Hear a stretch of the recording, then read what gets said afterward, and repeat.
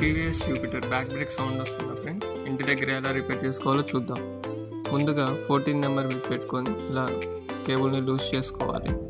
ఆ తర్వాత బ్యాక్ టైర్ని కూడా తీసుకొని రిమూవ్ చేసేసి దాన్ని ఎమరీ పేపర్ పెట్టి లోపలంతా క్లీన్ చేసుకోవాలి. డస్ట్ అంతా క్లీన్ చేసుకున్న తర్వాత ఒక క్లాత్ పెట్టుకొని నీట్గా క్లీన్గా తుడుచుకోవాలి. ఇలా తర్వాత వీటిని బ్రేక్ షూస్ అంటారు.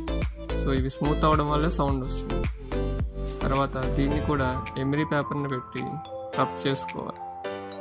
అలా రబ్ చేసిన తర్వాత మళ్ళీ క్లాత్ పెట్టి క్లీన్ చేసి టైర్ని ఎక్కిచ్చేసేయాలి. టైర్కి హ్యాండ్ టైట్ చేసేసుకొని ఆ తర్వాత కేబుల్ని కూడా ఇలా 14 నెంబర్ పెట్టుకొని టైట్ చేసుకుంటూ తిప్పుకుంటూ ఓవర్ టైట్ అయితే కొంచెం లూజ్ చేసుకొని ఫినిష్. ఇంకేముంది, రైడ్కి వెళ్ళిపోవడమే.